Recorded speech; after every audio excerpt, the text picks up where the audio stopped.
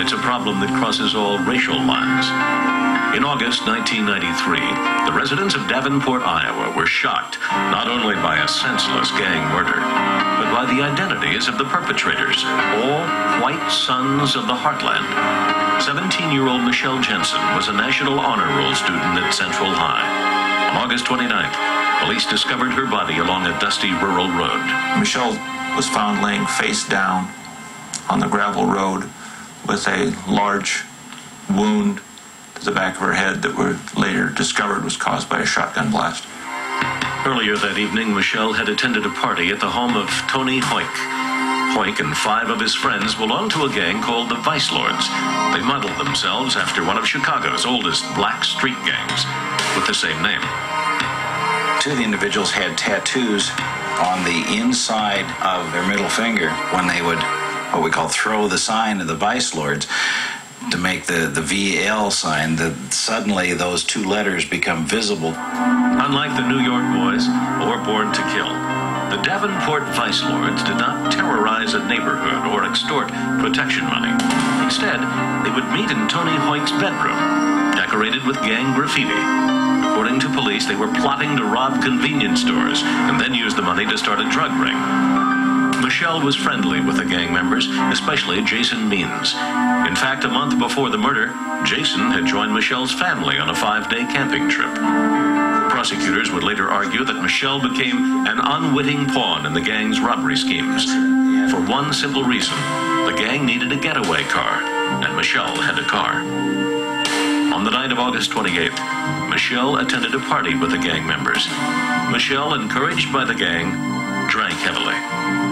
The gang demanded that the 17-year-old let them use her car. Michelle refused.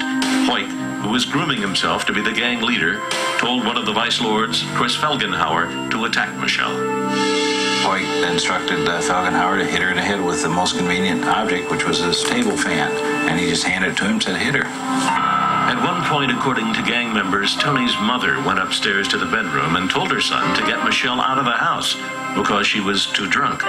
Jason Means and Justin Volkers were selected to drive her home in her car.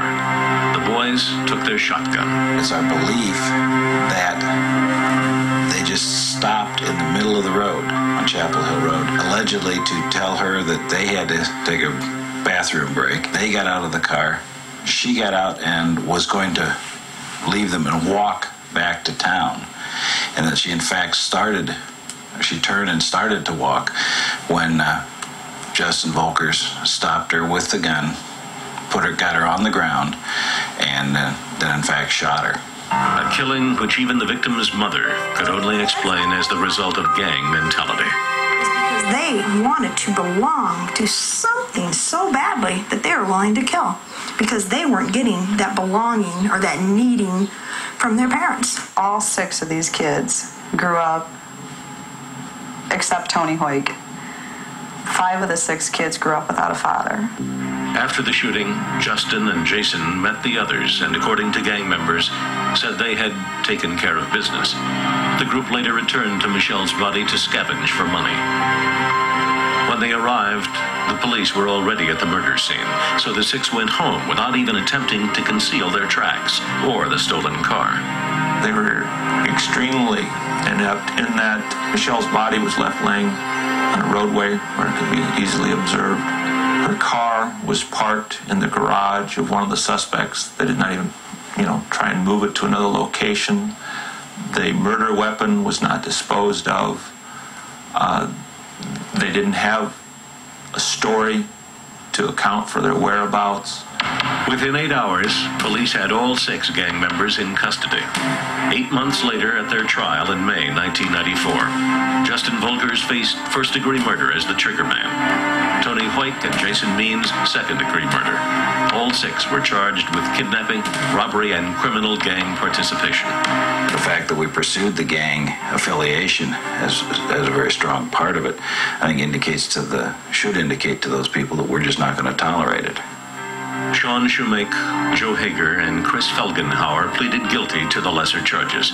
Each was sentenced to 50 years in prison and agreed to testify for the prosecution. In his testimony, Shoemake used the gang term capped to mean killed. Justin Volkers told me that he had captured him. That were those his words? Pretty much. Gang member Joe Hager told the jury what Justin told him happened on the night of the murder. He said after he shot her in the back of the head, she fell down to her knees and then just fell over. And while that was going on, Jason sat in the car and watched it. He was playing with the radio.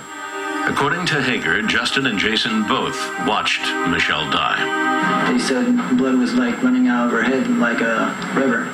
The defense claimed that the gun had gone off by accident. The prosecution called a firearms expert to refute the claim. This particular gun requires 4 pounds of pressure to be applied to the trigger before the gun will discharge. The trial lasted 10 days. All 3 defendants were convicted on the kidnapping, gang participation, and robbery charges. Jason Means and Tony Hoyt also guilty of second-degree murder. The trigger man, Justin Volkers, guilty of first-degree murder. All 3 were sentenced to life in prison. I hereby sentence you to be imprisoned at hard labor for the term of your natural life. We don't have the death penalty in Iowa, so they can sit and rot a while.